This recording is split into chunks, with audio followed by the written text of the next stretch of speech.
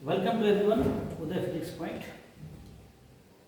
आज हम शुरुआत करेंगे class 10th science Hindi medium के चैप्टर 1 की बात करेंगे। टोटल 4 चैप्टर हैं साइंस में। तो चैप्टर 1 का पहला लेक्चर, पहला वीडियो है, लेक्चर नंबर 1, जैसे कि मेंशन कर दिया बोर्ड पे, क्लास 10th फिजिक्स है। फर्स्ट चैप्टर प्रकाश, परावर्तन तथा अपवर्तन, इंग्लिश में कह सकते हैं रिफ्लेक्शन एंड रिफ्रैक्शन। तो स्टार्ट करते हैं कि प्रकाश, सबसे पहले चैप्टर में क्लियर है ना कि प्रकाश क्या है। कोई पूछे कि व्हाट इज लाइट, प्रकाश क्या है? प्रकाश, लाइट। तो प्रकाश क्या है? एक प्रकार की ऊर्जा है। प्रकाश एक प्रकार की ऊर्जा है जिससे हमें देखने की अनुभूति होती है, जिससे हम वस्तुओं को देखते हैं। ठीक है, तो वस्तुओं को देखते हैं प्रकाश से, ये बात सही है, लेकिन केवल प्रकाश के थ्रू ही देखते हैं? नहीं, नेत्र भी तो चाहिए जहाँ पर प्रतिबिंब बनता है। तो रिफ्लेक्टेड लाइट यानी कि परावर्तित प्रकाश जब किसी वस्तु से टकरा कर हमें आती है तो हम देख पाते हैं। तो लाइट भी चाहिए और हमारे पास आइज भी चाहिए देखने के लिए, जहाँ पे इमेज बनता है आई के लेंस में। खैर, आई की बात बाद में करेंगे, फिलहाल बात करते हैं प्रकाश, लाइट की। तो लाइट क्या है? एक प्रकार की ऊर्जा है जिससे हम क्या करते हैं? देखते हैं। सिंपल से लेवल में देखने की अनुभूति होती है या देखते हैं। तो प्रकाश की क्या क्या प्रकृति है, प्रकाश के क्या क्या गुण हैं, तो इसके बारे में हम जानेंगे। पहला कि प्रकाश सीधी रेखा में गमन करती है। सीधी रेखा में गमन करती है, पहला काम। सीधी रेखा में गमन करती है यानी कि इसको बोलेंगे, इंग्लिश में बोलते हैं रेक्टिलिनियर प्रोपगेशन ऑफ लाइट। प्रकाश का पाथ हमेशा स्ट्रेट लाइन होता है, कर्व नहीं होता है। दूसरा, प्रकाश ऊर्जा के साथ साथ तरंग भी है। प्रकाश का दो नेचर होता है, प्रकाश ऊर्जा भी है, प्रकाश तरंग भी है। तो प्रकाश एक कौन सा तरंग है?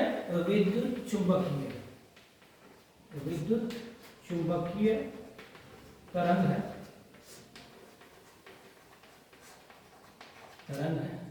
तीसरा पॉइंट, तो क्या विद्युत चुंबकीय तरंग को चलने के लिए, गमन करने के लिए, एक स्थान से दूसरे स्थान तक जाने के लिए माध्यम की आवश्यकता होती है कि नहीं? विद्युत चुंबकीय तरंग बिना माध्यम यानी निर्वात में भी चल सकते हैं। प्रकाश के गमन के लिए माध्यम की आवश्यकता नहीं होती। अब बात करते हैं क्या सर, तो लाइट हमारे वाटर में, ग्लास में कैसे आ सकता है? तो लाइट चल सकता है, मीडियम है भी और नहीं भी है। जैसे सन से लाइट हमारे पास पहुंच रही है, सन और हमारे बीच में क्या है? वैक्यूम है। क्या है? वैक्यूम है, फिर भी हमारे पास पहुंच रही है। तो ये मैंडेटरी नहीं है कि माध्यम हो तो जाके हम प्रकाश को ट्रेवल कर सकते हैं, ये कोई जरूरी नहीं है। पॉइंट नंबर 4, प्रकाश का वेग निर्वात में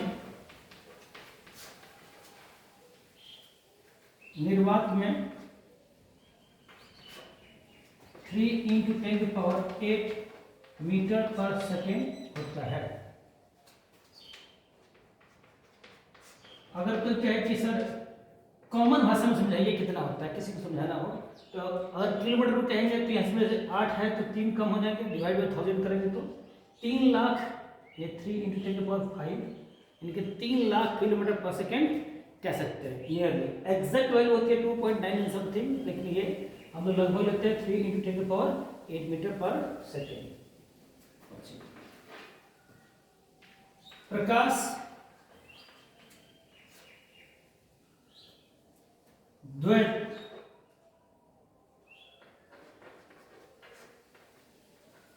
गुण प्रदर्शित करता है। यानी कि प्रकाश ऊर्जा भी है और प्रकाश तरंग भी है। द्वैत नेचर कहते हैं, हिंदी में द्वैत गुण कह सकते हो, द्वैत प्रकृति कह सकते हैं। 6 प्रकाश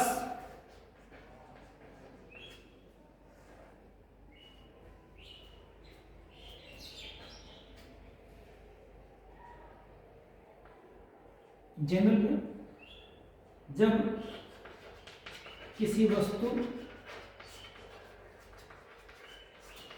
पर पड़ता है तब छाया बनती है।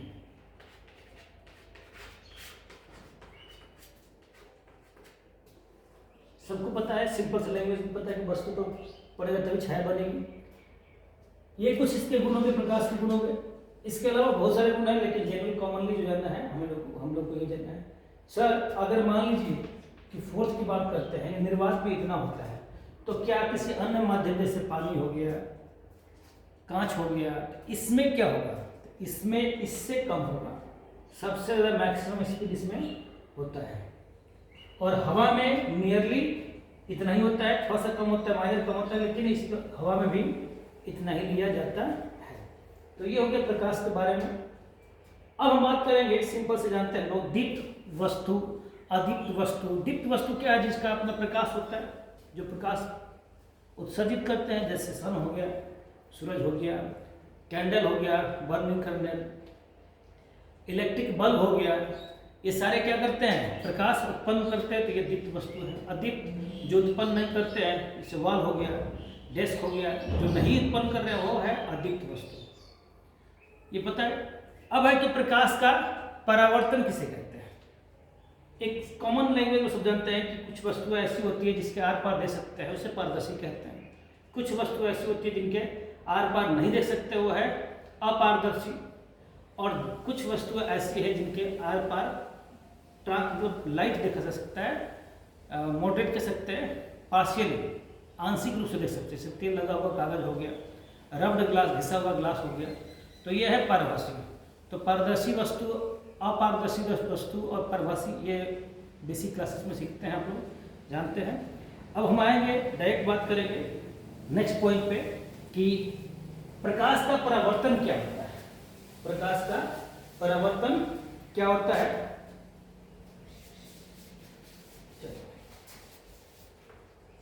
प्रकाश का परावर्तन, रिफ्लेक्शन ऑफ लाइट। ये कॉमन सबको पता है, रिफ्लेक्शन का मतलब परावर्तन। तो क्या है परावर्तन? जब प्रकाश किसी वस्तु पर पड़ती है और टकरा के उसी माध्यम में, जिस माध्यम से गई थी, वापस आ जाती है, तो इस घटना को हम क्या कहते हैं? प्रकाश का परावर्तन कहते हैं। और हिंदी में प्रकाश का परावर्तन, इंग्लिश में कह सकते हैं रिफ्लेक्शन ऑफ लाइट, प्रकाश का परावर्तन। अब प्रकाश के परावर्तन को डिफाइन कर लिया, तो परावर्तन कितने तरह का होता है? परावर्तन होता है जनरली दो तरह का, एक होता है नियमित और एक होता है अनियमित। कोई हाईली पॉलिश सरफेस हो, हाईली पॉलिश सरफेस हो, जैसे मिरर मान लेते हैं, मिरर मतलब दर्पण, तो इस पे कोई रे of light, beam of light पड़ेगी तो एक नियम के तहत रिफ्लेक्ट होगी, परावर्तित होगी। तो ये है नियमित। और यही सरफेस स्मूथ ना होके, चिकना सतह ना होके रफ हो, तो जो रे ऑफ लाइट आती है वो पैरेलल आती है, और जाने का पाथ क्या होगा? कुछ डिफरेंट होगा, ऐसा होगा। तो इसको बोलते हैं अनियमित या विसरित कहते हैं, अनियमित या विसरित परावर्तन कहते हैं। अब परावर्तन को जानने से पहले थोड़ा सा और एक बेसिक जानकारी लेते हैं। कि किरण किसे कहते हैं, व्हाट इज प्रकाश की किरण, इसको रे कहते हैं, रे, प्रकाश की किरण, ray of light, ray of light. तो प्रकाश जिस पथ से चलता है, जिस रास्ते से चलता है, जिस सीधी रेखा में गमन करता है, उसको क्या कहते हैं हम लोग, प्रकाश की किरण, रे ऑफ लाइट कहते हैं। तो इसको हम रिप्रेजेंट कैसे करें पेपर पे, तो उसको रिप्रेजेंट करने के लिए हमारे पास क्या होती है कि स्ट्रेट लाइन होती है, जिसके ऊपर क्या होता है, एरो होता है।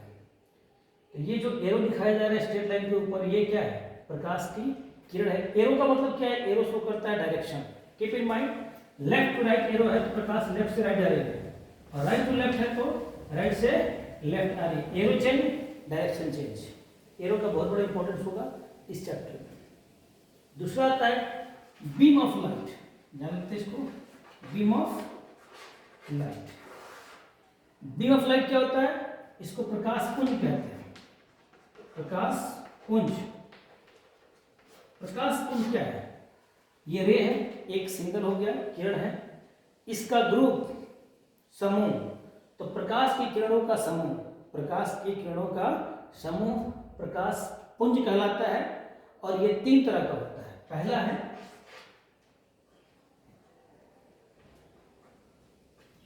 अभिसारी,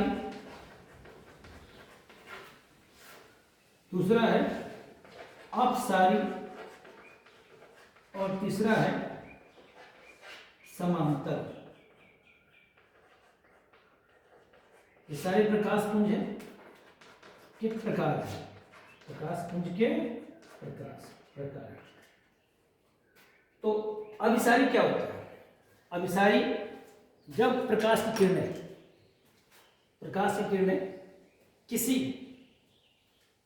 भी जगह से पैरेलल हो आती हैं, और टकराने के बाद, किसी चीज से टकराने के बाद या उससे अपवर्तित होने के बाद कहीं भी एक पॉइंट पे मिलती हैं, ऐसे प्रकाश पुंज को हम क्या कहते हैं, अभिसारी कहते हैं। एक पॉइंट पे मिलने वाले, पहला पुंज। अगर यहां से किसी एक बिंदु स्रोत से प्रकाश पुंज क्या होती है, फैलती हुई लगती है, तो ये क्या है, अपसारी है। जैसे एग्जांपल देता हूं, टॉर्च की लाइट क्या होती है, टॉर्च की लाइट में क्या होता है, टॉर्च की लाइट जाती है टॉर्च, तो ये क्या होती है, अपसारी होती है। अगर उत्तल लेंस को सूरज के रास्ते पर रखते, रोशनी के रास्ते पर रखते, तो क्या होता है, एक बिंदु पर इकट्ठा होता है, वो क्या होता है, अभिसारी होता है। सूर्य से आने वाली किरणें को हम क्या मानते हैं, लगभग समांतर मानते हैं। तो समांतर को कैसे रिप्रेजेंट करेंगे, समांतर प्रकाश पुंज को, उसको रिप्रेजेंट करेंगे straight line, equidistant straight line से। ये क्या है, समांतर प्रकाश पुंज है। ये प्रकाश पुंज का बेसिक इंफॉर्मेशन है। इस तरह क्वेश्चंस केवल जानकारी के लिए, एग्जाम के पर्पस में, एग्जाम में ये बहुत कम पूछे जाते हैं। चलिए अब बात करते हैं प्रकाश का परावर्तन। प्रकाश का परावर्तन समझ लिया है किसी को समझाता हूं। ये वो घटना है जिसमें किसी वस्तु पे पड़ने वाली प्रकाश की किरण टकरा के पुनः उसी माध्यम में वापस आती है। प्रकाश का परावर्तन हो गया। अब प्रकाश के परावर्तन के दो नियम हैं। परावर्तन के नियम,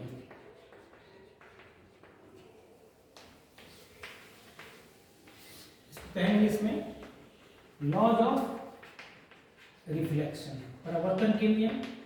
तो प्रकाश के परावर्तन के दो नियम हैं, पहला नियम, दूसरा नियम। तो पहले समझे इसको। हम क्या करेंगे, एक दर्पण लेंगे और दर्पण के ऊपर, दर्पण मिरर होता है, मिरर सबको पता है मिरर कैसा होता है, ठीक है। दर्पण को रिप्रेजेंट करते हैं जनरली हम लोग स्ट्रेट लाइन से,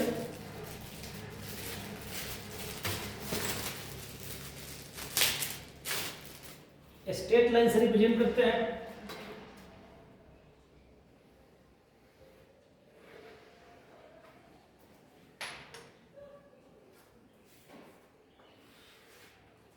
और ये जो हिस्सा दिखाता है वो क्या होता है, ये होता है सिल्वरिंग। सिल्वरिंग दर्पण देखा है आप लोगों ने, दर्पण में क्या होता है, एक हिस्सा उसका, मैं एक बार दिखाता हूं आपको।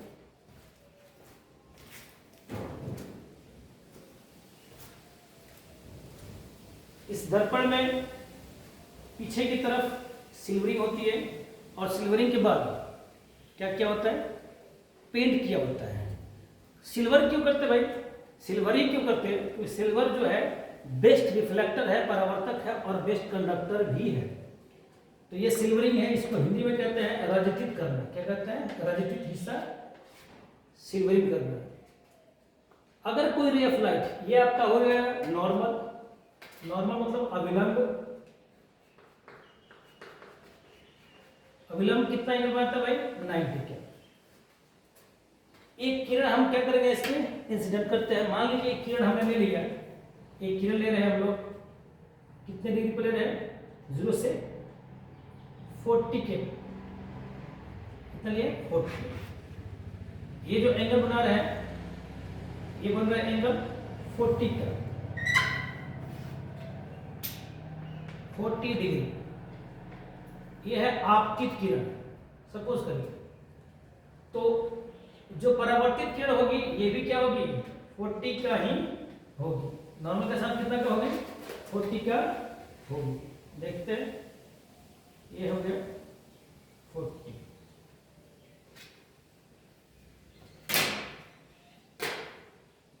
नियम यही से आएगा आपका, तो ये भी 40 ही बनेगा। इस एंगल को, इस कोण को कहते हैं आपतन कोण और रिप्रेजेंट करते हैं आई से। इसको कहते हैं परावर्तन कोण, रिप्रेजेंट करते हैं आर से। ये रे इनकमिंग है, आने वाली किरण है, और ये जाने वाली, इसको आपतित किरण, इसको नाम दे दिया हमने ए ओ। ए ओ क्या है, आपतित किरण। ओके, ओ बी क्या है, परावर्तित किरण, किरण। और ओ एन क्या है, आपतन बिंदु। आपतन बिंदु कौन सा है, ये बिंदु जिसको ओ कहा गया है। आपतन बिंदु ओ पर अभिलंब, ठीक है। अब नियम क्या है, नियम पहला यह है कि आपतित किरण यानी कि ए ओ, आपतित किरण ए ओ, परावर्तित किरण, परावर्तित किरण कौन सा है, ओ बी, तथा आपतन बिंदु पर अभिलंब, अभिलंब ओ एन, ये वाली। ये किरण नहीं है, कीप इन माइंड, बार बार बच्चे लिख देते हैं कि ये आपतित किरण, परावर्तित किरण और अभिलंब किरण। किरण नहीं है, ये बिंदु पर अभिलंब है, किरण नहीं है। अभिलंब ओ एन तीनों एक ही तल में होते हैं। तल मतलब प्लेन, जैसे बोर्ड एक प्लेन हो गया, ये रे ऐसे आई और ऐसे बाहर निकल गई, इसी प्लेन में आई और इसी प्लेन में गई है, ठीक है। दूसरा होता है आपतन कोण आई सदैव परावर्तन कोण के बराबर होता है, यानी कि I equal to R, I equal to R. कोई पूछे सर आपतन कोण है क्या, तो आपतन कोण क्या है, अभिलंब तथा आपतित कोण के बीच के कोण को क्या कहते हैं, अभिलंब तथा आपतित किरण के बीच के कोण को क्या कहते हैं, आपतन कोण कहते हैं। एंगल ऑफ इंसिडेंस I से रिप्रेजेंट किया जाता है, परावर्तन कोण क्या है? अभिलंब तथा परावर्तित किरण के बीच के कोण को क्या कहते हैं? परावर्तन कोण कहते हैं। इसे आर से रिप्रेजेंट किया जाता है। आर क्या है? Angle of refraction. ओके, अब कोई पूछे सर ये 40 था, ये 40, तो अगर ये बराबर है, ये बराबर है, तो ये एंगल भी क्या होगा? दोनों बराबर होंगे। सपोज करिए ये 40 है और ये क्या हो गया 40, तो ये 90 माइनस 40 कितना हो गया 50, तो ये भी तो होगा 90 माइनस 40 कितना हो गया 50। तो glance angle of incidence and glance angle of reflection कहते हैं इसको। बस इतना जाने कि ये कोण डबल लाइन ये बराबर होता है और ये क्या होता है? बराबर होता है। रिफ्लेक्शन का पार्ट है। ठीक है, आज ये जानेंगे रिफ्लेक्शन। रिफ्लेक्शन के कई केसेस पढ़ेंगे हम लोग, मिरर पढ़ेंगे। ठीक है, आगे भी जानेंगे। तो थोड़ा सा एक बस लास्ट टॉपिक इसमें ऐड कर देता हूं मैं कि मिरर के बारे में बताते हैं। क्या होता है मिरर? यानी कि दर्पण। दर्पण होता क्या है? कोई पूछे कि व्हाट इज मिरर, तो मिरर यानी कि दर्पण।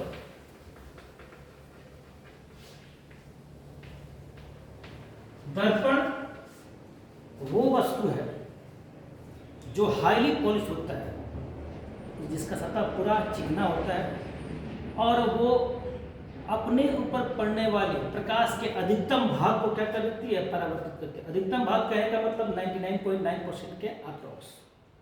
ठीक है, ये है दर्पण का केस। अब हम अगले लेक्चर में जानेंगे दर्पण कितने तरह के होते हैं और दर्पण में प्रतिबिंब कैसे बनता है। स्टार्ट करेंगे प्लेन मिरर यानी कि समतल दर्पण से, फिर जानेंगे गोलीय दर्पण के बारे में। ठीक है, थैंक यू।